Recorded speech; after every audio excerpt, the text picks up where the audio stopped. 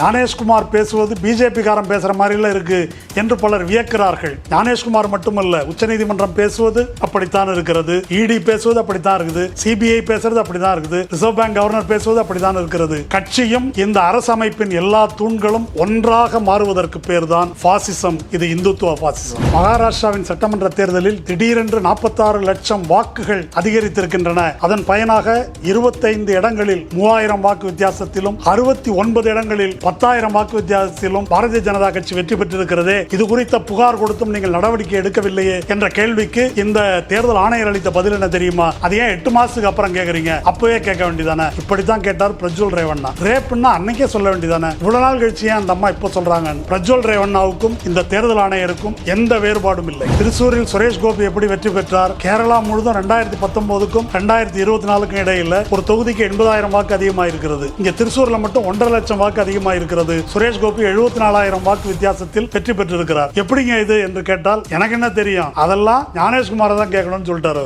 24 நாடாளுமன்ற தேர்தலுக்கும் மகாராஷ்டிரா சட்டமன்ற தேர்தலுக்கும் இடையில 6 மாதம் தான் கேப். அந்த 6 மாதத்துல 46 லட்சம் வாக்காளர்கள் புதுசா சேர்க்கப்பட்டிருக்கிறாங்க. அதுவும் எங்க நடந்திருக்குதுன்னா ஒரு 85 தொகுதிகளில் கரெக்டா நடந்திருக்கு. அங்கதான் பிஜேபி நாடாளுமன்ற தேர்தலில் தோத்து இருக்குது, சட்டமன்ற தேர்தலில் ஜெயிச்சிருக்கு. இந்த குற்றச்சாட்டு எதற்கும் தேர்தல் ஆணையத்திடமிருந்து இந்த பிரஸ் மீட் நடத்தின மானங்கெட்ட ஞானேஷ்குமாரிடமிருந்து ஒரு வார்த்தை கூட பதில் கிடையாது. ஞானேஷ்குமாரை பார்த்து இவன்லாம் ஒரு தேர்தல் ஆணையரா என்று நாம் வியக்கிறோம். ஆனால் ஞானேஷ்குமார் என்ற தேர்தல் ஆணையர் இப்படி ஒரு கைக்கூலியாக வருவார் என்று ஜோசியம் போல 2023 உச்சநீதிமன்றம் கூறியிருக்கிறது. அது பற்றியும் விளக்கி இருக்கிறேன். வணக்கம்.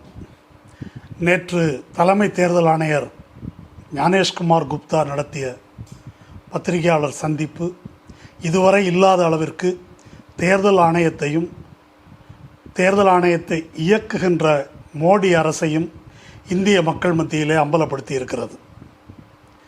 தேர்தல் ஆணையம் ஒரு சுயேட்சையான அமைப்பு என்ற நம்பிக்கை அநேகமாக முற்றிலுமாக தவிடுபொடியாகி இருக்கிறது.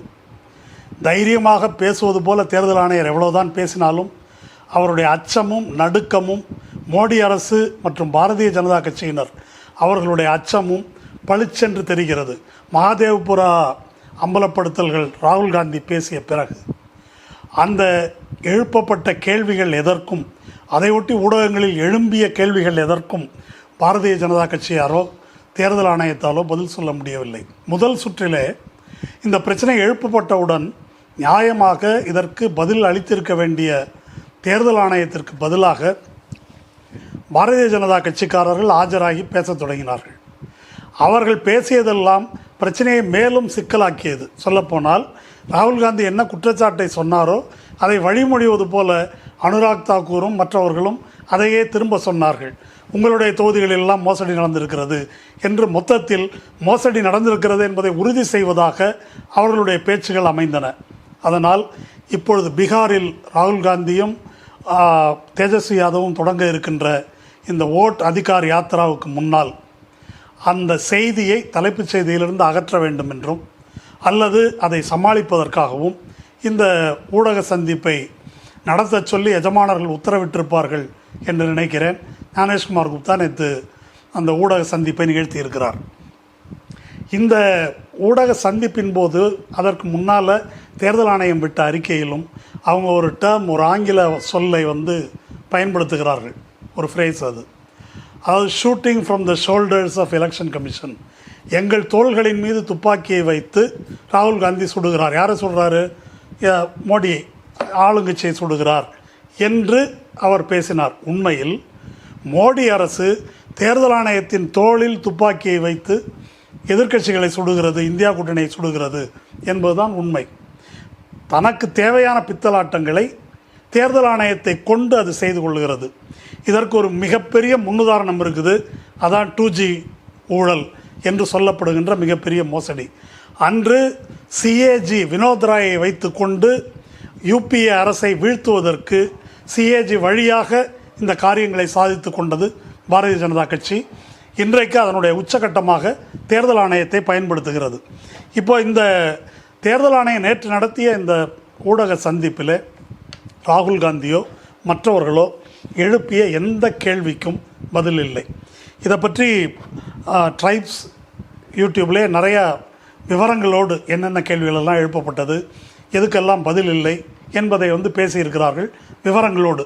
அதை மீண்டும் ஒரு முறை சொல்ல வேண்டும் என்ற அவசியம் இல்லை. விஷயம் என்ன அப்படின்னு சொன்னால், எதுக்குமே பதில் சொல்லாத போதே சவுடாலாக பேசியிருக்கார் அவர். என்ன, நீங்கள் ஒன்று ஒரு வாரத்துக்குள்ளே ஒரு பிரமாண வாக்கு மூலம் தாக்கல் செய்ய வேண்டும், அல்லது நீங்கள் மன்னிப்பு கேட்கணும் அப்படின்னு சொல்லியிருக்காரு. யார் மன்னிப்பு கேட்க போகிறாங்க?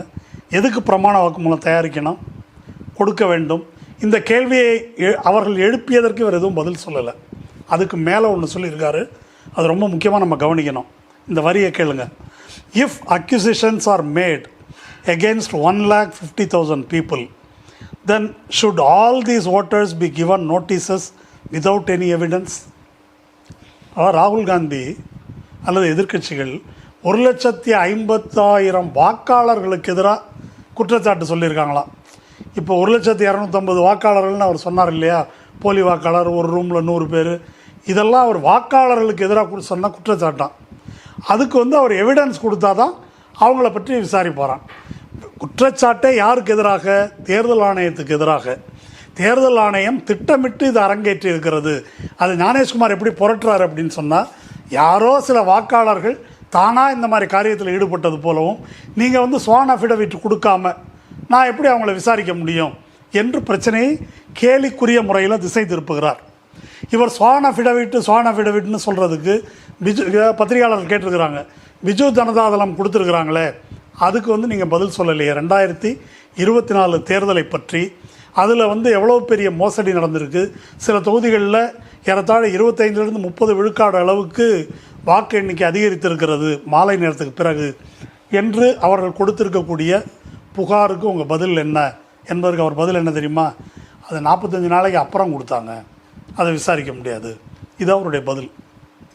இந்த பக்கம் அகிலேஷ் யாதவ், நான் உங்களுக்கு கொடுத்து உங்கள்கிட்ட அக்னாலஜ்மெண்ட் ரசீது என்கிட்ட வந்திருக்குது, இன்றைக்கி மீடியாவில் காமிக்கிறாரு. அதுக்கு என்ன பதில் அப்படின்னா, நீங்கள் பிரமாண வாக்கு மூலமாக அதை கொடுக்கல, அதனால் அதை நான் பரிசீலிக்க முடியாது என்று அதற்கு நொண்டிச்சாக்காக பதில் சொல்லுகிறார். இப்போது மகாராஷ்டிரா எலெக்ஷன் பற்றி பரஞ்சய் குஹா தாக்கூர் கேள்வி கேட்குறாரு. மகாராஷ்டிரா எலெக்ஷனில் எவ்வளோ மோசடி நடந்திருக்கு, அதை பற்றி பின்னால் பார்ப்போம் நம்ம. அவர் கேட்குறாரு. அதை கேட்டதுக்கு என்ன திமிர்த்தனமாக ஒரு பதில் சொல்கிறாருனாக்கா, தேர்தல் முடிஞ்சு எத்தனை நாளுங்க ஆச்சு? 8 மாதம் ஆச்சு. இப்போ தான் தெரியுதா? ரிசல்ட் வந்தவுடனே 45 நாளைக்குள்ளே நீங்கள் புகார் கொடுக்க வேண்டியது தானே. ரிசல்ட் 45 நாளுக்குள்ளே எப்படி புகார் கொடுக்க முடியும்? இந்த மோசடியை ஆராயும் போது தான் இந்த தரவுகளை திரட்ட முடிகிறது. அப்படி திரட்டி தான் இதை கொடுக்க முடியும். இப்போ இது எப்படி இருக்குன்னாக்கா, பிரஜ்வல் ரேவண்ணா இருக்கிறார் இல்லையா, ரேப்பில் இப்போ கன்விக்ட் ஆகிருக்கிறாரு, ஆயுள் தண்டனை. குமாரசாமியுடைய யார், குமாரசாமி தான் அவருக்கு பெரியப்பா, அண்ணன் மகன். அந்த பிரஜ்வல் ரேவண்ணா பாரதிய ஜனதா கட்சி கூட்டணியில் மோடியால் பிரச்சாரம் செய்யப்பட்டு எம்பி ஆக்கப்பட்டவர். அவன் ரேப் அக்யூஸ்டாக இப்போ விசாரித்து தண்டிக்கப்பட்டான். அவனுடைய முக்கியமான ஆர்குமெண்ட் என்ன தெரியுமா? இதெல்லாம் எப்போ நடந்ததுங்க, எப்போ நடந்ததுன்னு இவங்க சொல்கிறாங்க, அப்போவே ஏன் கம்ப்ளைண்ட் பண்ணல என்பது பிரஜ்வல் ரேவண்ணாவுடைய வாதம். அதே வாதத்தை தான் இப்போது ஞானேஷ்குமார் யாதவ் அதே தான் முன்வைக்கிறார். அப்போது இது இல்லாமல் என்னென்ன கேள்விகளுக்கு பதிலே சொல்லாமல் நழுவி இருக்கிறார் அப்படின்றத நம்ம சுருக்கமாக பார்ப்போம். முதல் கேள்வி, இந்த ஸ்பெஷல் இன்டென்சிவ் ரிவிஷன் என்று ஒன்றை முடிவு செய்வதற்கு முன்னால் ஜூன் 24 முடிவு செஞ்சு 25 அமலுக்கு வருகிறதுன்னு அறிவிக்கிறீங்க. அதற்கு முன்னால் ஸ்டேக் ஹோல்டர்ஸ் என்று சொல்லக்கூடிய முக்கியமான பதிவு பெற்ற கட்சிகள் அவங்கள கூட்டி இந்த மாதிரி வாக்காளர், இது என்ன இது சொல்கிறது, இதுக்கு பேர் டி நோவோ, புரோட்டாலிருந்து மொத்தமாக ஆராய்வது. இதுவரைக்கும் இருந்ததெல்லாம் இல்லை, புதுசாக நாங்கள் ஆராயப் போகிறோம் அப்படின்னு சொல்லும்போது சம்மந்தப்பட்ட கட்சிகளை, பிஜேபி மற்றும் எதிர்கட்சிகள் எல்லாரையும் கூப்பிட்டு இந்த மாதிரி வாக்காளர் பட்டியலில் இப்படி பிரச்சனைகள்லாம் இருக்குது, அதனால் நாங்கள் இப்படி ஒன்று செய்ய போகிறோம் அப்படின்னு கலந்து ஆலோசித்த பிறகு தான் இந்த முறைகளை அமல்படுத்துவது இதுவரைக்குமான மரபு. ஏன் கலந்து ஆலோசிக்கலை என்ற கேள்விக்கு பதில் இல்லை. 2, அதாவது ஒரு தேர்தல் வருவதற்கு முன்னால் இந்த மாதிரி வாக்காளர் பட்டியலை ரிவைஸ் பண்ணுற வேலையை ஒரு தேர்தலுக்கு முன்னால் எப்பொழுதுமே செய்வதில்லை. இதற்கு முன்னால் இது மாதிரி தீவிரமாக நடைபெற்றிருக்கிற ரிவிஷன் என்பது குறைந்தது 1 ஆண்டுக்கு முன்னால் 2 ஆண்டுக்கு முன்னால் அப்படி தான் செய்யப்பட்டிருக்குது. இப்போ தேர்தல் இப்போ வரப்போகுது நவம்பரில் வர்ற தேர்தலுக்கு இப்போ ஆரம்பிச்சிருக்கிறீங்களே என்பதற்கு இதுவரை தேர்தல் ஆணையத்தின் வரலாறில் இப்படி செய்ததில்லையே என்ற கேள்விக்கு விடை இல்லை. 3வது, தென்மேற்கு பருவமழை கடுமையாக பீகாரில் மழை பெஞ்சிட்ருக்குது. எங்கும் வெள்ளக்காடாக இருக்குது. குறிப்பாக பீகாரில் கங்கை நதி பாயக்கூடிய இடம். இந்த மாதிரி நேரங்களில் வெள்ளம், நீங்கள் பழைய திரைப்படங்கள்லாம் பார்த்தீங்கன்னாக்கா ஒரு முன்னால் நியூஸ் டிவிஷனுடைய டாக்குமெண்ட்ரி போடுவாங்க சினிமா தியேட்டரில். அதில் பார்த்தா பீகாரில் வெள்ளம் அப்படின்னு ஒன்று போடுவாங்க. ஒவ்வொரு முறையும் மழை பெய்யும் போது பல கிராமங்களே அடித்து செல்லப்படும். அப்படி ஒரு வெள்ளம் மக்கள் வாழ முடியாத அளவுக்கு இருக்கிற ஒரு காலத்தில் இப்போ நீங்கள் எதுக்கு இதை நடத்தணும் என்ற கேள்விக்கு பதில் இல்லை. 4வது, ரொம்ப முக்கியமானது என்ன அப்படின்னா, இந்த ரிவிஷன் நடத்துனீங்களே இதில் நீக்கிறத பற்றி சொல்லியிருக்கிறீங்க. செத்து போனவன் எவ்வளோ பேர், வெளியூர் போனவன் எவ்வளோ பேர், 2-3 வாட்டி பதிவு பண்ணவன் எவ்வளோ பேருலாம் கணக்கு சொல்கிறீங்க. சரி, புதுசாக யாருமே இல்லையா? இது வரைக்கும் யாருமே வயசுக்கு வரலையா? அதாவது 18 வயசு தாண்டி ஒரு வாக்காளர் கூட இல்லையா? எத்தனை பேருங்க என்ற கேள்விக்கு பதில் இல்லை. அடுத்தது, இதை பூத் லெவல் ஆஃபீஸர் ரெக்கமெண்ட் பண்ணணும் ஒவ்வொரு வாக்காளரையும் என்று இருக்குது. அப்போது பூத் லெவல் ஆஃபீஸரால் நிராகரிக்கப்பட்ட வாக்காளர்களின் எண்ணிக்கை எவ்வளவு? 65 லட்சம்னு சொல்கிறீங்க இல்லையா? அதில் நிராகரிக்கப்பட்டது எவ்வளவு பூத் லெவல் ஆஃபீஸரால் என்ற கேள்விக்கு அவர்கிட்ட பதில் இல்லை. இன்னொன்று, நீங்கள் ஒரு 11 ஆவணம் கொடுத்துருக்கீங்களே, இந்த 11 ஆவணங்களை இணைத்து எத்தனை பேர் கொடுத்துருக்குறாங்க? இது வரைக்கும் கொடுத்த ஃபார்ம் ஃபில்லப் பண்ணி கொடுத்ததில் இந்த ஆவணத்தை இணைத்தவர்கள் எத்தனை பேர், இணைக்காதவர்கள் எத்தனை பேர்? இந்த கேள்விக்கும் பதில் கிடையாது. அதுக்கடுத்தது, இப்போ இந்த ஸ்பெஷல் இன்டென்சிவ் ரிவிஷனை நடத்துவதற்கு மிக முக்கியமான காரணமாக என்ன சொல்கிறாங்கன்னா, பங்களாதேஷிலிருந்து வந்த அல்லது மியான்மரிலிருந்து வந்த ரோஹிங்கியா முஸ்லீம்கள் சட்டவிரோதமாக இங்கே குடியேறிட்டாங்க எக்கச்சக்கமாக. இப்போது ஆகஸ்ட் 15 அன்னைக்கு மோடி அதை தான் பேசினார். நம்முடைய டெமோகிராஃபிக் பேலன்ஸே மாறிப்போகின்ற அளவுக்கு வெளிநாட்டிலிருந்து இல்லீகல் இமிக்ரெண்ட்ஸ் நுழைஞ்சிட்டாங்க. அப்படி இல்லீகல் இமிக்ரெண்ட்ஸ் நுழைஞ்சிட்டாங்க என்று சொல்லி பாஜக ஆளும் மாநிலங்களிலெல்லாம் ஏகப்பட்ட வங்காள மொழி பேசக்கூடிய முஸ்லீம்களை பிடிச்சு வச்சுருக்கிறாங்க. 2000 பேர் வரைக்கும் பங்களாதேஷ் எல்லைக்கு கொண்டு போய் எல்லையிலேருந்து துரத்தி விட்டுருக்குறாங்க. அவங்க அங்கேருந்து திரும்ப துரத்தி இருக்கிறாங்க. இவ்வளவு அட்டூழியம் நடந்திருக்குது. இப்போ பீகாரில் இந்த ஸ்பெஷல் இன்டென்சிவ் ரிவிஷன் நாடு பூரா நடத்துவதற்கும் பீகாரில் நடத்துவதற்கும் அது ஒரு மிக முக்கியமான காரணமாக சொல்லப்பட்டிருக்குது. அப்போ பத்திரிகையாளர்கள் என்ன கேட்குறாங்கன்னா, இப்போ 65 லட்சம் பேர் நீங்கள் நீக்கியிருக்கீங்களே, அதில் வங்கதேசிகள் அல்லது மியான்மரிலிருந்து வந்தவர்கள் எத்தனை பேர்? இந்த கேள்விக்கும் அந்த தேர்தல் ஆணையரிடம் எந்த பதிலும் இல்லை. அதுக்கு அடுத்தது, இந்த அனுராக் தாக்கூர் ராகுல் காந்திகிட்ட அஃபிடவிட் கேட்குறீங்க.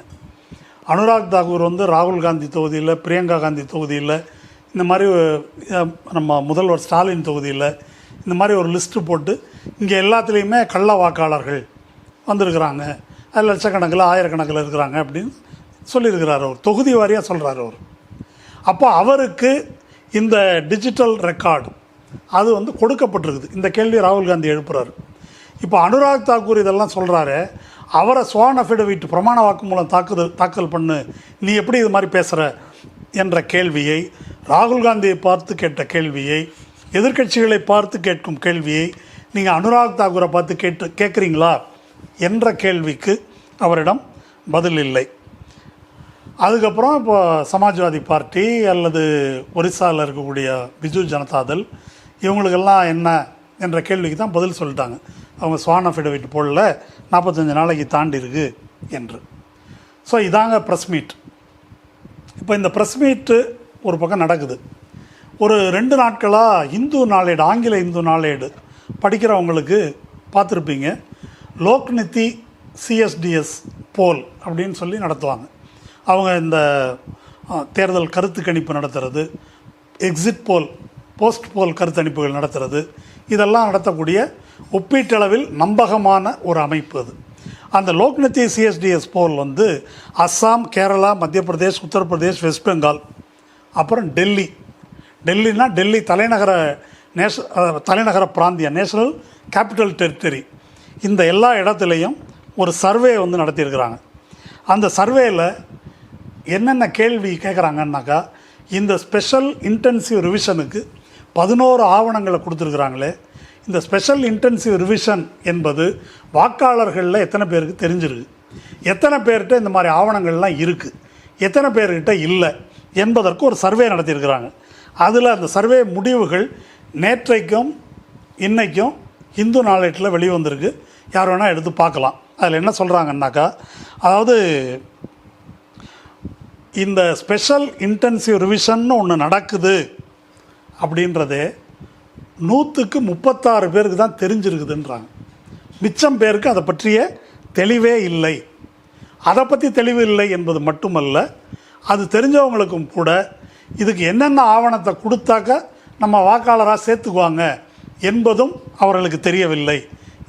100க்கு 36 பேருக்கு தான் தெரிஞ்சிருக்குது. மிச்சம் உள்ளது எவ்வளோ பேர்? 36 பேர் போச்சுன்னா 64 பேர். 64 1/3 2/3க்கு தெரியல. அடுத்தது, இவங்க ஆய்வு செய்த சாம்பிள்ஸில் பாதி பேரிடம் அவங்களுக்கு பர்த் சர்டிஃபிகேட் இல்லை, பிறப்பு சான்றிதழ் இல்லை. இத்தனை மாநிலத்தில், நான் சொல்கிறது தலைநகர டெல்லி பிராந்தியம் உள்பட பாதி இடங்களில், பெங்கால் உள்பட பாதி இடங்களில் இல்லை.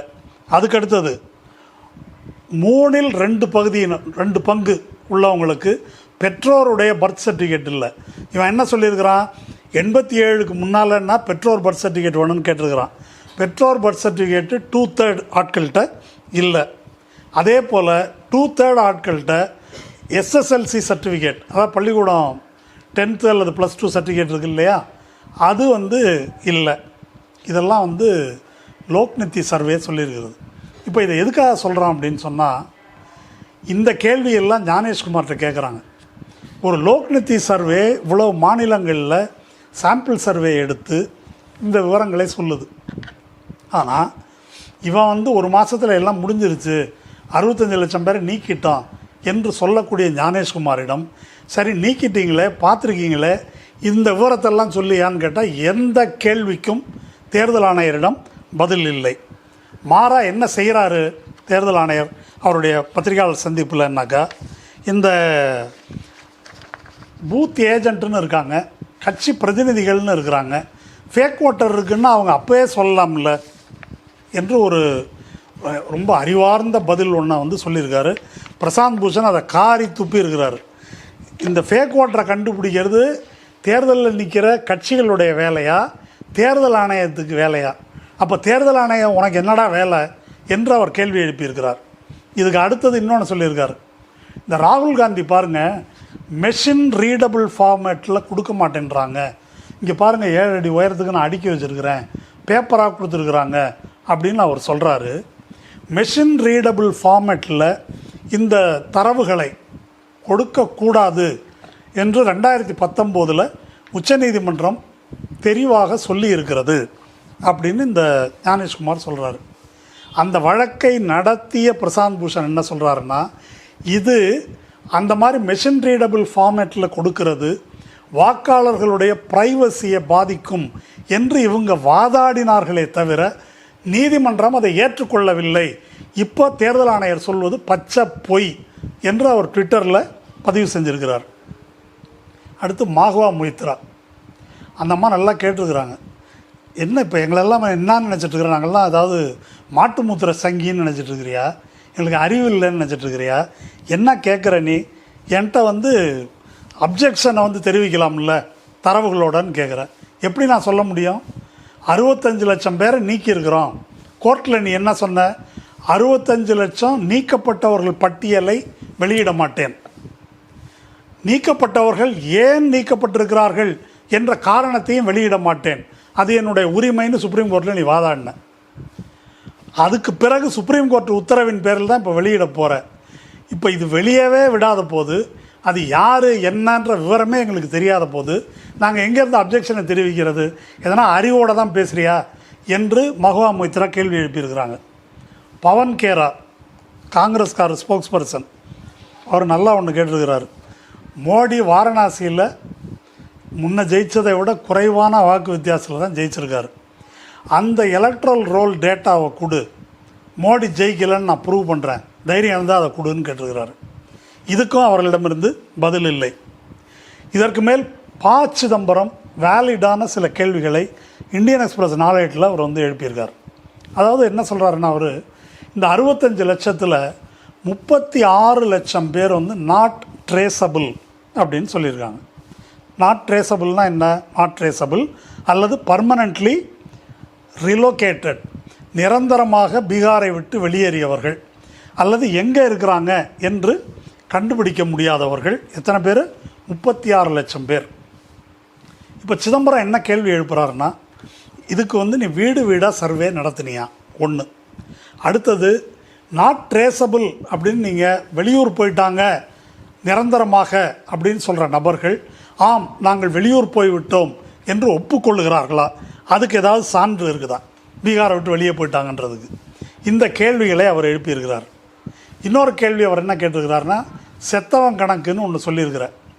அந்த செத்தவன் கணக்கில் உள்ள ஃப்ராடை இன்றைக்கி ஹிந்து எடிட்டோரியல் கேள்வி எழுப்பியிருக்கிறாங்க. 32 லட்சம் பெண்கள் நீக்கப்பட்டிருக்கிறார்கள் பட்டியலிருந்து.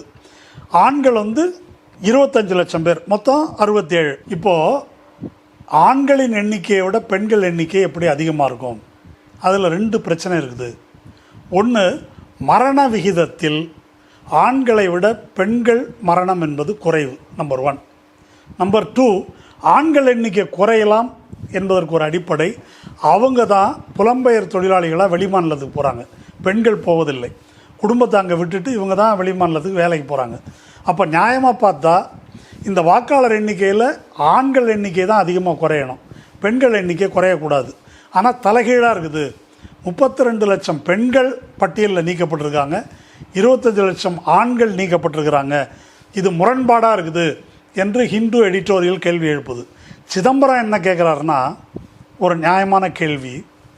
இந்தியாவில் இறந்தவர்கள் ஒரு பக்கம் இறக்குறாங்க, அது தினந்தோறும் நடக்குது. தினந்தோறும் புதுசாக குழந்தைகள் பிறக்கின்றன. மொத்தத்தில் ஆண்டொன்றுக்கு இந்தியாவின் மக்கள் தொகை 0.89 விழுக்காடு அதிகரிக்கிறது. 0.89%, 1% கொஞ்சம் கம்மி. அது ஆண்டுதோறும் அதிகரிக்கிறது. அப்போ இந்த அதிகரிப்பு என்பது பீகாரிலும் இருக்கும். பீகாரில் நீங்கள் கடந்த ரிவிஷன் நடத்தினதிலிருந்து இப்போ ரிவிஷன் நடத்துகிறீங்க. இதற்கு இடைப்பட்ட காலத்தில் சில லட்சம் பேர் 18 வயதை தாண்டி இருப்பார்கள். அப்படி ஒரு ஆளை கூட புதுசாக நீ வாக்காளர்னு சேர்க்கலையே. அப்போது இந்த ஸ்பெஷல் இன்டென்சிவ் ரிவிஷனுடைய நோக்கம் என்ன? வாக்காளர்களை சேர்ப்பது அல்ல, வாக்காளர்களை நீக்குவது என்பது தான் உங்களுடைய இலக்கு. ஒரு வாக்காளரை கூட சேர்த்ததா இந்த பட்டியலில் இல்லை. இதை யோகேந்திர யாதவ் சுப்ரீம் கோர்ட்டு ஆர்குமெண்ட்லேயே இதை சொல்லியிருக்கார். இது ஸ்பெஷல் இன்டென்சிவ் ரிவிஷன் இல்லை, இது எக்ஸ்க்ளூஷனுக்காகவே நடத்தக்கூடிய சர்வே இது அப்படின்னு சொல்லி அவர் பேசியிருக்கிறார். இந்த வாதங்கள் எதற்கும், இந்த கேள்விகள் எதற்கும் ஞானேஷ்குமாருடைய இந்த நேர்காணலில் எந்த பதிலும் இல்லை. இந்த நேர்காணலுக்கு சற்று முன்னதாக வோட் ஃபார் டெமோக்ரஸி என்ற அமைப்பின் சார்பாக ஓய்வு பெற்ற IAS அதிகாரி தேவசகாயம் அவர்கள், அவங்க தலைமையில் இருக்கக்கூடிய அமைப்பு, அவங்க மகாராஷ்டிரா மாநிலத்தில் நடைபெற்ற தேர்தலை ஆய்வு செய்து ஒரு அறிக்கை வெளியிட்டிருக்கிறாங்க. என்ன சொல்கிறாங்க? கடந்த சட்டமன்ற தேர்தல், மகாராஷ்டிரா மாநிலத்தில் நடைபெற்ற சட்டமன்ற தேர்தல், அதில் மாலை 5 மணிக்கு வாக்குப்பதிவு அப்படின்னு சொல்லி தேர்தல் ஆணையம் அறிவித்தது 58.22 விழுக்காடு. சாயங்காலம் 5 மணிக்கு. நடுராத்திரி 11 மணியாக என்னவோ அப்போ என்ன அறிவிக்கிறாங்கன்னா 66.05%. அதாவது 5 மணிக்கு 58%, ராத்திரி 66.05%. ஒரு ஜம்ப் எவ்வளோன்னா 7.8%. எப்போது? 5 மணிக்கு மேலே. இது எண்ணிக்கையில் எவ்வளோன்னா 48 லட்சம் ஓட்டு. இது அசாதாரணமானது, எப்போதும் நடக்காதது. இது ஒன்று. இதில் என்னன்னாக்க இந்த தேர்தல் முடிவில் 2 விஷயம் முக்கியமாக சொல்கிறாங்க. மொத்தம் இந்த மகாயுத்தி, அதாவது பிஜேபி, இந்த ஷிண்டே சிவசேனா, அஜித் பவாருடைய நேஷனல் காங்கிரஸு, தேசியவாத காங்கிரஸு, இவங்க வெற்றி பெற்றது இருக்கு இல்லையா, 3000 ஓட்டு வித்தியாசத்தில் 25 தொகுதியில் வெற்றி பெற்றிருக்கிறாங்க. 10,000 ஓட்டு வித்தியாசத்தில் 69 தொகுதியில் வெற்றி பெற்றிருக்கிறாங்க. அதாவது ரொம்ப குறைவான மார்ஜின். இப்போ இது இல்லாமல் கடந்த 6 மாதங்களில், எந்த 6 மாதம், நாடாளுமன்ற தேர்தலுக்கும் சட்டமன்ற தேர்தலுக்கும் இடையில் 24 நாடாளுமன்ற தேர்தலுக்கும் மகாராஷ்டிரா சட்டமன்ற தேர்தலுக்கும் இடையில் 6 மாதம் தான் கேப்பு.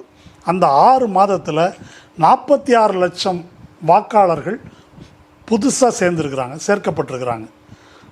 இது எப்படி என்ற கேள்வியை எழுப்புகிறாங்க.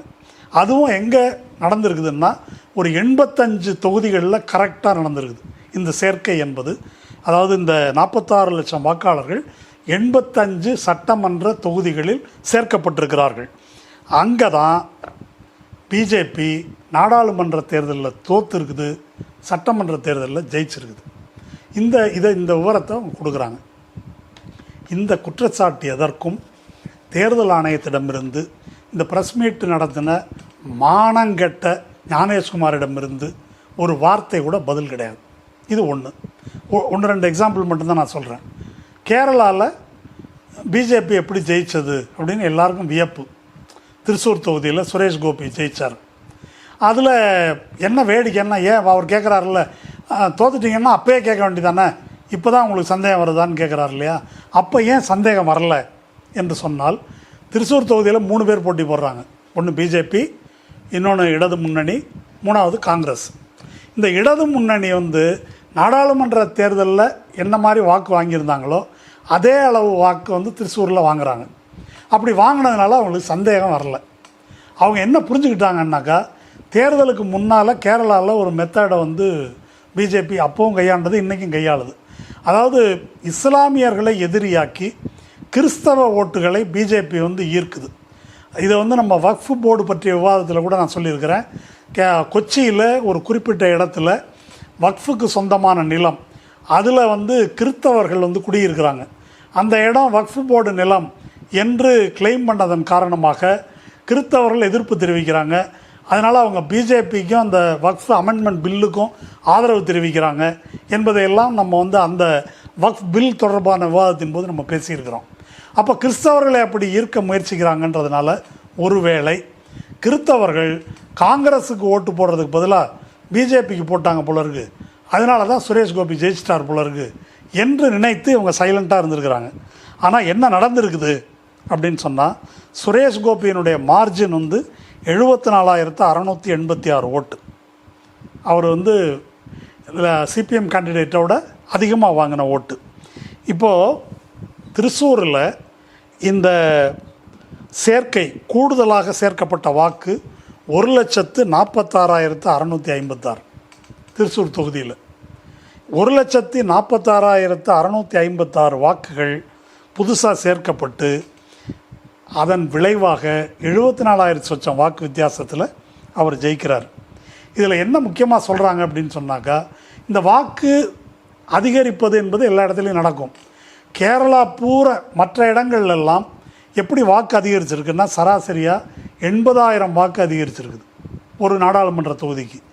இங்கே மட்டும்தான் 1.5 லட்சம் வாக்கு கிட்டத்தட்ட அதிகரிச்சிருக்கு. அப்போ இந்த அடிப்படையில் தான் சுரேஷ் கோபி வெற்றி பெற்றிருக்கிறார் என்பது மட்டுமல்ல, அவர் திருவனந்தபுரம் தொகுதியை சேர்ந்தவர். அவர் பொய்யா ஒரு அஃபிடவிட் போட்டு திருச்சூர் வாக்காளராக பதிவு பண்ணிகிட்ருக்கார். அதை போலீஸ் கமிஷனர்கிட்ட கேஸ் இப்போ ஃபைல் பண்ணியிருக்கிறாங்க, அதை விசாரிக்கிறாங்க. அதை சுரேஷ் கோபிகிட்ட கேட்டாக்கா அவர் ஒரு பதில் சொல்லியிருக்கார் பாருங்கள். அதெல்லாம் நீங்கள் ஞானேஷ்குமாரை கேட்கணும், என்ன இது கேட்குறீங்கன்றார். என்ன அப்போது இதான் திருச்சூர் தொகுதியில் நடந்திருக்கிறது. இப்போ இதையெல்லாம் நடைபெற்ற முறைகேடுகளுக்கு சில எடுத்துக்காட்டுகள். இப்போ நீங்கள் மகாராஷ்டிராவில் நடந்திருக்கிறது, ஹரியானாவில் இதே போல் நடந்திருக்குன்றத ராகுல் காந்தி விளக்கியிருக்கிறார். ஹரியானாவில் பிஜேபி மொத்தமாக பெற்ற வாக்குகள், காங்கிரஸ் மொத்தமாக பெற்ற வாக்குகள், ரெண்டுக்கும் இடையில் டிஃபரன்ஸு 30,000 கீழே, ஒரு ஸ்டேட்லேயே மொத்தம் 30,000 கீழே. அங்கேயும் இதே போல் ஒரு குறிப்பிட்ட நேரத்துக்கு பிறகு வாக்கு எண்ணிக்கை அதிகரித்து அவங்க வெற்றி பெற்றிருக்கிறாங்க என்பதற்கான தரவுகள்லாம் வந்திருக்குது. இப்போ கடைசியாக சில ஊடகவியலாளர்கள் சொல்லியிருக்கிற செய்திப்படி காங்கிரஸ் சுமார் 24-25 தொகுதியிலையும் இந்தியா கூட்டணியினரும் சேர்ந்து சுமார் 70-80 தொகுதிகளில், இப்போ பெங்களூரில் மகாதேவ்புராவில் ராகுல் காந்தி எப்படி ஒரு ஆய்வை மேற்கொண்டாரோ அப்படி ஒரு ஆய்வை நாடு தழுவிய அளவில் எல்லோருமே மேற்கொள்ள போவதாக ஒரு செய்தி வந்திருக்குது. அது ஒரு பக்கம் இருக்கட்டும். எப்படி இந்த மாதிரி பேப்பரை எடுத்து வச்சுக்கிட்டு 7 அடி 8 அடி உயரத்துக்கு அப்படி தான் பண்ண போகிறாங்க. இப்போ அது ஒரு புறம் இருக்க, இப்போ மகாராஷ்டிரா நான் சொன்னேன் இது மாதிரி வாக்கு எண்ணிக்கை அதிகரிச்சிருக்குது அப்படின்னு சொல்லி. இப்போ இதை கண்டுபிடிக்கிறதுனா என்ன செய்யணும்? 5 மணியிலேருந்து ராத்திரி 11 மணிக்குள்ளே கிட்டத்தட்ட 7-8% வாக்கு அதிகரிச்சிருக்குது.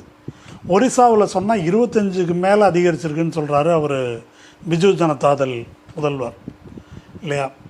இப்போ இதுக்கு என்ன செய்கிறது? இதை எப்படி கண்டுபிடிப்பது? இதை கண்டுபிடிக்கணும் அப்படின்னா சிசிடிவி ஃபுட்டேஜ் வேணும். சிசிடிவி ஃபுட்டேஜை கேட்டால் ஒரு அருமையான பதில் அவர் சொல்லியிருக்காரு. சிசிடிவி ஃபுட்டேஜெல்லாம் கொடுக்க முடியாதுங்க.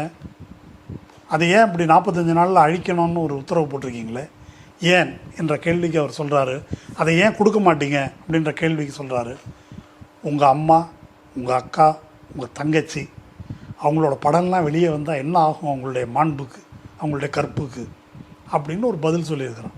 இப்போ என்ன எங்கே போகிறாங்க? அவங்க பூத்தில் ஓட்டு போட போகிறாங்க. அதனால் அவங்களுடைய ப்ரைவசிக்கு எப்படி பாதிப்பு ஏற்படும், இதை ஒரு காரணமாக சொல்லியிருக்காரு. அவர் சொன்ன காரணத்தை விட்டுருங்க, இந்த சப்ஜெக்டுக்குள்ளே நம்ம கொஞ்சம் பார்க்கணும். இது ஏன் பார்க்கணுன்னா, இது ஞானேஷ்குமார் என்ற தேர்தல் ஆணையர் ஒரு அமித்ஷா கைக்கூலி, மோடி கைக்கூலி, அதனால் இப்படி பண்ணுறாரு அப்படின்னு சிம்பிளாக இந்த விஷயத்தை புரிந்து கொள்ள முடியாது. இந்த சிசிடிவி விவகாரம் தொடர்பாக என்ன நடந்திருக்குது அப்படின்னு கொஞ்சம் அப்படியே ரீவைண்ட் பண்ணுங்க உங்களுடைய நினைவுகளை. உங்களுக்கு தெரிஞ்சு சிசிடிவியில் சிக்கின கேஸ் எது சொல்லுங்கள்? சண்டிகார் மேயர் தேர்தல்.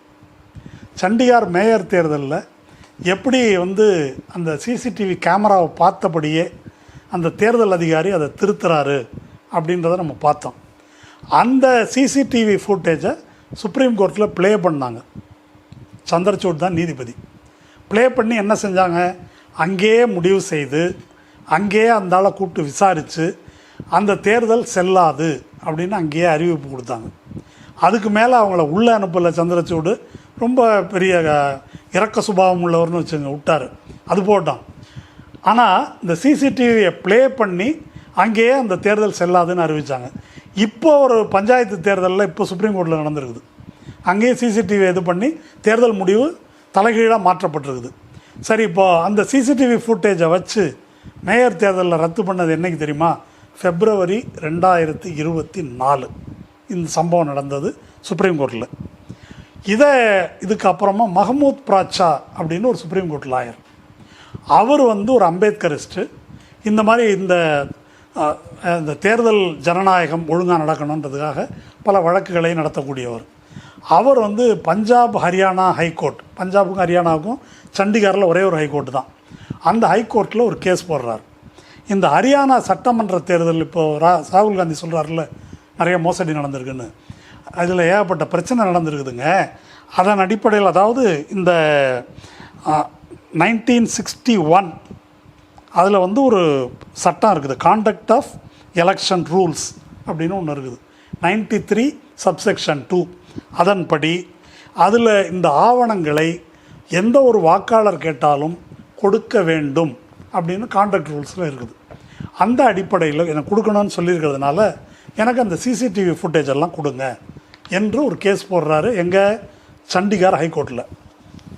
சண்டிகார் ஹைகோர்ட்டு கரெக்டு தான், அவர் கொடுத்துருங்க என்று உத்தரவு போடுகிறது சண்டிகார் ஹைகோர்ட். இந்த ஹைகோர்ட் ஆர்டர் என்றைக்கு போடுறாங்கன்னா December 9, 2024. ஞாபகம் வச்சுக்கோங்க, February மாதம் சண்டிகார் தீர்ப்பு, December 9, 2024 இந்த தீர்ப்பு வருது.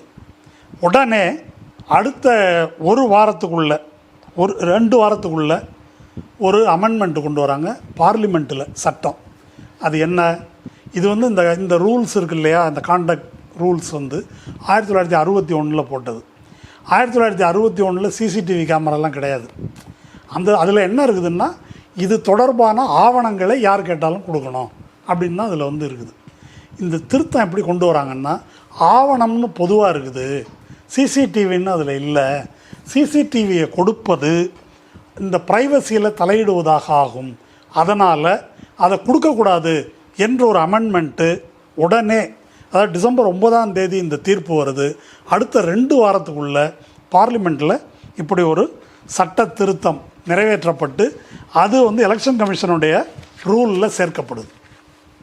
இப்போ நம்ம என்ன புரிஞ்சுக்கணும், இதுவரைக்கும் என்ன புரிஞ்சிட்ருக்குறோம், இப்போ ஞானேஷ்குமார் சொல்கிறது என்ன அப்படின்னாக்கா, இந்த சிசிடிவி ஃபுட்டேஜுன்னாக்கா அந்த வாக்குச்சாவடியில் க்யூவில் நிற்கிறாங்க, வாக்குச்சாவடிக்குள்ளே போய் ஓட்டு போடுறாங்க, இதனுடைய சிசிடிவி ஃபுட்டேஜ் என்று நாம் புரிந்து கொண்டிருக்கிறோம். அது உண்மை இல்லை.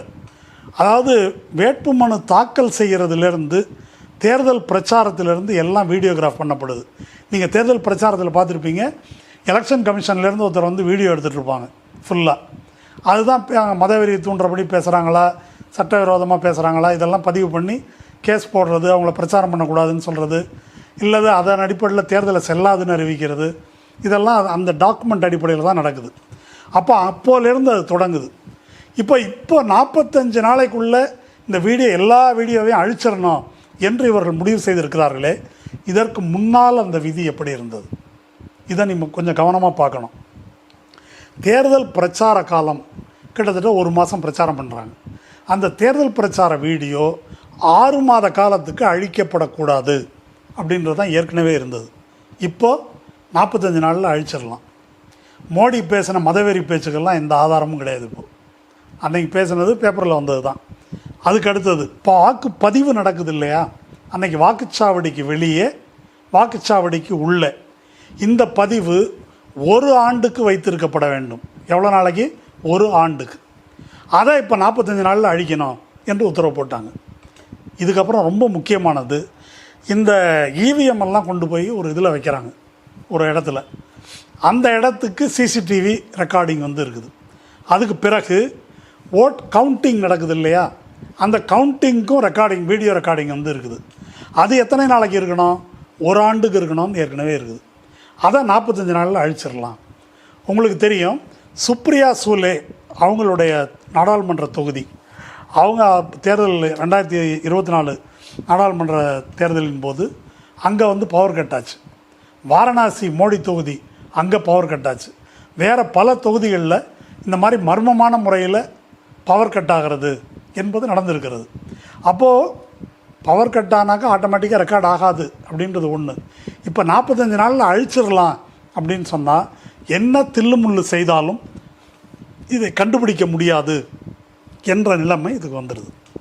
இப்போது இதை எப்படி அவங்க வாதாடுறாங்க, இது ரொம்ப முக்கியம். இது வந்து அக்கா தங்கச்சி வீடியோலாம் வெளியே தெரியலாமான்னு அவர் நம்ம சும்மா பேசுகிறதுக்கு சொன்னாலும் கூட அவங்களுடைய ஆர்குமெண்ட் என்னவாக இருக்குதுன்னாக்கா, இந்த வீடியோ ரெக்கார்டிங்லாம் எங்களுக்குங்க, உங்களை காமிக்கணுன்ற அவசியம் இல்லை. இது ஒரு மிக மோசமான வாதம். ஆக்சுவலாக இந்த ரெக்கார்டிங்கிறதே எதுக்காகனாக்கா, எலக்டரல் இன்டெகிரிட்டி. இது ஒரு ஃபேர் எலெக்ஷன் என்பது தேர்தல் ஆணையம் மட்டும் முடிவு பண்ணுறதில்லை, தேர்தல் ஆணையம் யோக்கியமாக நடந்துக்குதா என்று பார்க்குற உரிமை நமக்கும் இருக்குது. அதுக்கும் சேர்ந்தது தான் இந்த வீடியோ ரெக்கார்டிங். அதுக்கு அடுத்தது அவங்க இன்னொன்று என்ன சொல்கிறாங்க அப்படின்னு சொன்னாக்கா, இப்போ அவர் சொல்கிறார் இல்லையா, இதை கேடாக பயன்படுத்திடுவாங்க, அவங்க அக்கா தங்கச்சி எல்லாம் அதில் இருக்கிறாங்க. இதுக்கு பேர் என்ன அப்படின்னு சொன்னால் ஹெக்லர் வீட்டோன்னு பேர். ஹெக்லர் வீட்டோன்னா அமெரிக்காவில் ஒரு கேஸ் நடந்தது. இது வந்து 1966.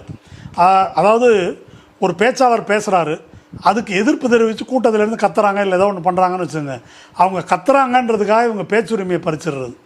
அது மாதிரி இதை மிஸ்யூஸ் பண்ணுவாங்க வீடியோவன்றதுக்காக, யாருக்குமே இதை தர முடியாது என்று பறிப்பது கருத்துரிமையை. இது வந்து அந்த கோணத்திலானது. மூணாவது, இந்த ப்ரைவசின்ற ஆர்குமெண்ட் இருக்குது இல்லையா, எலக்ட்ரல் பாண்டு பிரச்சனை வழக்குகளை நீங்கள் பார்த்துருப்பீங்க. எலக்ட்ரல் பாண்டில் அரிஷ் சால்வே என்ற ஒரு வாட்டி அப்பியர் ஆனால் 1 கோடி வாங்கக்கூடிய ஒரு வழக்கறிஞர், அவர் லண்டன்லேருந்து தான் வாதாடுவார். அவருடைய வாதம் மிக முக்கியமாக கார்ப்பரேட் முதலாளிகளின் சார்பாக, அரசின் சார்பாக அவர் என்ன வாதாடினார்னாக்கா, இந்த எலக்ட்ரல் பாண்டுன்றதில் யார் கொடுக்குறாங்கன்ற ரகசியம் காப்பாற்றப்பட வேண்டும், காப்பாற்றப்படும் என்று அரசு சொல்லியிருக்கிறது. இப்போ நீங்கள் இதை ஓப்பன் பண்ணி விட்டீங்கன்னாக்கா, நாளைக்கு வேறொரு அரசு வந்துச்சு, இல்லை வேறொரு யார் எந்த கட்சி கொடுத்துருக்குறாங்க, அம்பானி இவர் கொடுத்துருக்காரு, அதானி இவர் கொடுத்துருக்காருன்னு தெரிஞ்சால் அவர்கள் பழிவாங்கப்படுவார்கள். அவங்களுடைய ரைட் டு ப்ரைவசியை நீங்கள் மீறுறீங்க என்று அவர் வாதத்தை முன்வைக்கிறார். இப்போ என்ன பிரச்சனை வருது அப்படின்னு சொன்னாக்கா, ஒரு வாக்காளர்கள் என்ற முறையில் கட்சிகள் யார்கிட்ட பணம் வாங்கியிருக்கிறான் அப்படின்னு அதை தெரிந்து கொள்வதற்கான ஒரு வாக்காளரின் உரிமை பெரியதா, அல்லது நன்கொடை கொடுத்த முதலாளியின் தன்னுடைய பிரைவசி பற்றிய உரிமை பெரியதா என்பதை ரெண்டையும் வச்சு பார்க்கும்போது இதில் வாக்காளர்களுடைய மக்களுடைய உரிமை தான் பெரியது என்ற அடிப்படையில் தான் அதெல்லாம் ஒத்துக்க முடியாது, இதை வெளியிட வேண்டும் என்று எலக்ட்ரல் பாண்ட் ஜட்ஜ்மெண்ட் வந்துச்சு. அது வந்து இதற்கும் பொருந்தும். அதனால் இதை இப்படி யூஸ் பண்ணுவாங்க, மிஸ்யூஸ் பண்ணுவாங்க என்ற அடிப்படையில் சிசிடிவியை எடுத்தது செல்லாது. ஆனால் இது பற்றிய வழக்கெல்லாம் சுப்ரீம் கோர்ட்டில் தூங்குது. இதை எதிர்த்து வழக்கு போட்டிருக்கிறாங்க, அதெல்லாம் படுத்து தூங்குது. சுப்ரீம் கோர்ட்டில் இது மட்டும் தூங்கலை. இன்னொரு கேஸ் சொல்கிறேன். 2019 பூனம் அகர்வால் என்ற பத்திரிகையாளர் அந்த அப்போ வந்து எல்லா டேட்டாவையும் வெளியிட்டாங்க. மொத்தம் அவங்க எல்லா டேட்டாவையும் எடுத்து பார்த்துட்டு வாக்காளர்களின் எண்ணிக்கை, பதிவான வாக்குகளின் எண்ணிக்கை, இது ரெண்டும் வந்து சிங்க் ஆகணும்.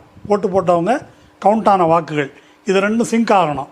அப்படி எத்தனை தொகுதியில் சிங்க் ஆகுதுன்னு பார்த்தா 543 தொகுதி மொத்தம். அதில் 539 தொகுதியில் ரெண்டும் டேலி ஆகலை என்று பூனம் அகர்வால் குவிண்ட் என்ற இணையதளத்தில் எழுதினாங்க. எழுதின உடனே மக்கா நாள் இந்த இணையத்தில் இருந்து அந்த டேட்டாவை பூரா எலெக்ஷன் கமிஷன் எடுத்துருச்சு. அப்போது இந்த ஏடிஆர் என்ற அமைப்பு சுப்ரீம் கோர்ட்டில் ஒரு வழக்கு போடுறாங்க. அந்த வழக்கு எதற்காக போடுறாங்க அப்படின்னு சொன்னால், ஃபார்ம் 17C அப்படின்றது நீங்கள் இணையத்தில் வெளியிட வேண்டும், அதை பார்த்து பொதுமக்கள் தெரிந்து கொள்ளத்தக்கதாக இருக்கணும், அதை வச்சு தான் செக் பண்ண முடியும் இந்த தேர்தல் நாணயமாக நடந்திருக்கிறதா. அந்த ஃபார்ம் 17Cயில் தான் இந்த டேட்டா இருக்கும். வாக்காளர்கள் எவ்வளோ பேர், ஓட்டு போட்டவங்க எவ்வளோ பேர் என்ற டேட்டா வந்து அதில் தான் இருக்கும். அதை வெளியிட வேண்டும்னு வழக்கு போட்டாங்க. அந்த வழக்கு 2019 போட்டது. 2024 வரைக்கும் விசாரிக்கலை. 2024 தேர்தல் வந்துருச்சு. அந்த தேர்தல் வரும்போது திரும்ப அந்த இதை வந்து ஓப்பன் பண்ணுறாங்க. அப்போது அந்த நீதிமன்றம், நம்முடைய சுப்ரீம் கோர்ட் என்ன சொல்லுது அப்படின்னு சொன்னாக்கா, 2019 5 வருஷம் ஆச்சு, இத்தனை நாள் நீங்கள் என்ன பண்ணீங்கன்னு கேட்குது. இது எப்படி இருக்குது? அந்த ஒரு படத்தில் வடிவேல் ஜோக் மாதிரி தானே இருக்குது. வேட்டியாக வந்தது கூட தெரியாமல் நீங்கள் என்னடா பண்ணுறீங்க அப்படின்ற மாதிரி கேஸை விசாரிச்சிருக்க வேண்டியது சுப்ரீம் கோர்ட்டு. நீங்கள் என்ன பண்ணீங்கன்னு அவங்கள கேட்குது. கேட்டது மட்டும் இல்லை, அந்த 2019 பெட்டிஷனில், மெயின் பெட்டிஷனில் ப்ரேயர் வந்து 17C. அதனால் இப்போ நீங்கள் 17C கேட்குறீங்க, அதை தர முடியாது. எப்போ தர முடியாதுன்னு சொல்கிறாங்க? முதல் 2 கட்ட 3 கட்ட வாக்குப்பதிவு நடந்ததில் இது மாதிரி மாலை வாக்குப்பதிவு முதல்ல சொன்ன அன்னைக்கு சாயங்காலம் சொன்ன கணக்குக்கும் ஒரு வாரம் 3 நாள் 4 நாள் கழித்து சொல்கிற கணக்குக்கும் 7% வித்தியாசம் இருக்குது, எங்களுக்கு ஃபார்ம் 17C கொடுங்க என்று கேட்டபோது, நீங்கள் 2019 வழக்கு மெயின் ப்ரேயரில் அதை கேட்டிருக்கிறீங்க, அதனால் அதை இடைக்கால நிவாரணமாக இதை நாங்கள் தர முடியாது என்று சொல்லி உச்சநீதிமன்றம் நிராகரிக்கிறது. அந்த கேஸு இன்னமும் பெண்டிங் இருக்குது. இப்போது சிசிடிவி கேஸு பெண்டிங். இந்த 17C ஃபார்ம் கேட்டாக்கா அது பெண்டிங். 3வது சொல்கிறேன் கேளுங்க. தேர்தல் ஆணையர் நியமனம். தேர்தல் ஆணையர் நியமனம் அப்படின்றது நம்முடைய அரசமைப்பு சட்டத்தில் ஆர்டிகல் 324ன்னு திரும்ப சொல்லுவாங்க. தேர்தல் ஆணையரை எப்படி தேர்ந்தெடுப்பது, ஒரு பாரபட்சமற்ற தேர்தல் ஆணையரை அப்படின்றது நம்ம அரசியல் சட்டத்தில் ஒரு தெளிவு கிடையாதுங்க. தேர்தல் ஆணையர் அப்பாயின்ட் பண்ணப்படுவார் அப்படின்றது தான் இருக்குது. அப்போது அம்பேத்கர் வேறு இடத்துல ஒன்று சொல்கிறாரு, அதாவது எக்ஸிக்யூட்டிவ் உடைய கட்டை விரலால் அழுத்தப்படக்கூடிய ஒரு ஆளாக இருக்கக்கூடாதுன்னு சொல்கிறாரு. ஆனால் அப்படி ஆள் தான் இப்போ தேர்தல் ஆணையராக வந்துக்கிட்டு இருக்கிறாங்க. அப்போ இதற்காக அனூப் பரன்வால் அப்படின்றவங்க போட்ட ஒரு வழக்கு, அது வந்து 5 நீதிபதிகள் கொண்ட அமர்வில் விசாரிக்கப்படுது. எப்போது? 2022 இறுதியில் அது விசாரிக்கப்படுது. மார்ச் 2023 தான் அதுக்கு தீர்ப்பு வருது. அந்த தீர்ப்பில் தான் என்ன அவங்க ஆலோசனையாக முன்வைக்கிறாங்கன்னா, பிரதமர், எதிர்க்கட்சி தலைவர், தலைமை நீதிபதி, இந்த 3 பேர் அடங்கிய குழு தான் தேர்தல் ஆணையரை நியமிக்கணும். ஏன் இப்படி நியமிக்கணும் அப்படின்னு ஒரு 200 பக்கத்துக்கு விளக்கியிருக்கிறாங்க. அதில் சொல்லியிருக்கக்கூடிய மிக மையமான வரியை நான் சொல்கிறேன் கேளுங்க. A playable election commissioner, an unfair and biased overseer of foundational exercise of adult franchise, which lies at the heart of democracy, who obliges the powers that be, perhaps offers surest gateway to acquisition and retention of power.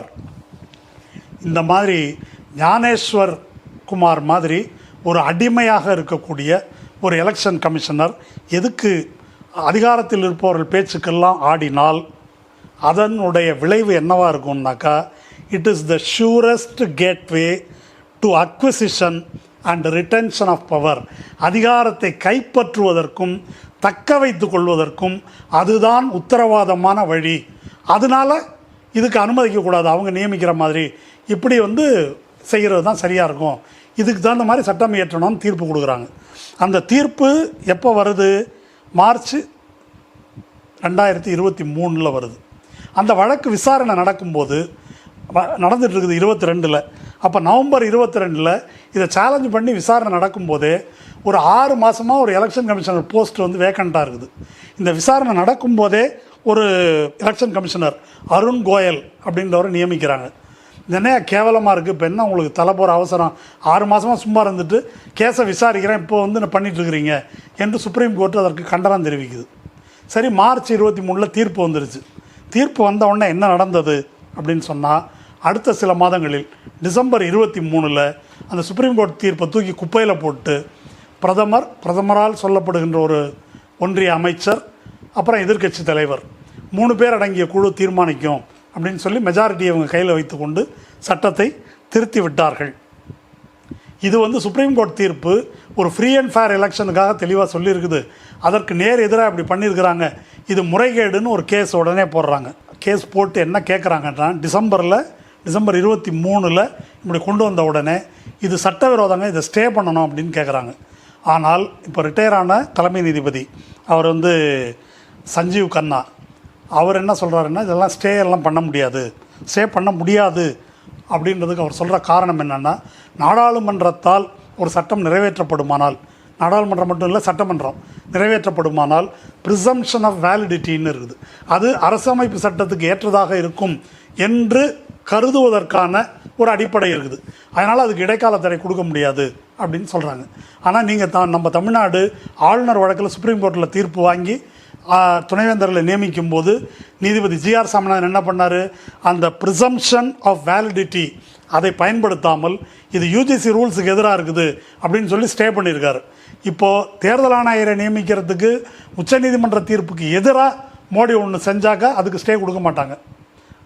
இங்கே உச்சநீதிமன்ற தீர்ப்பின்படி துணைவேந்தர்களை நியமித்தாக்க அதுக்கு GR Saminathan stay கொடுப்பார்.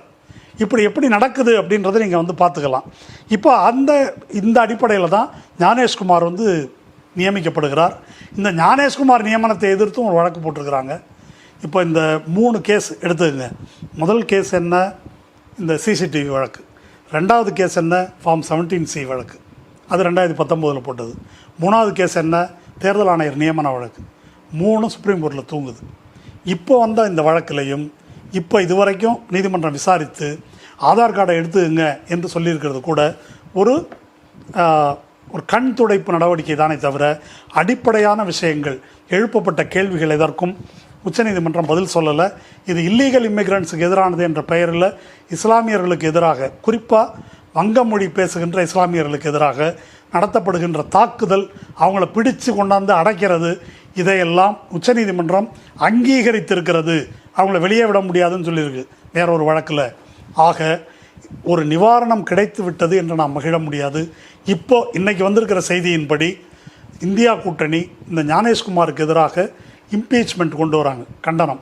இதுவரைக்கும் இந்தியாவினுடைய அரசியல் வரலாற்றில், இந்த நாடாளுமன்ற அரசியல் வரலாற்றில் எந்த தேர்தல் ஆணையருக்கு எதிராகவும் இம்பீச்மெண்ட் கொண்டு வரப்பட்டதில்லை.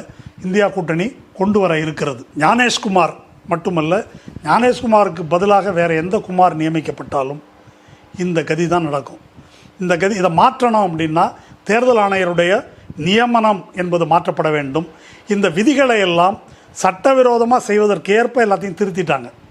வெறும் ஆணையரை மாற்றினா மட்டும் பத்தாது, சட்டங்களே மாற்றப்பட வேண்டும்.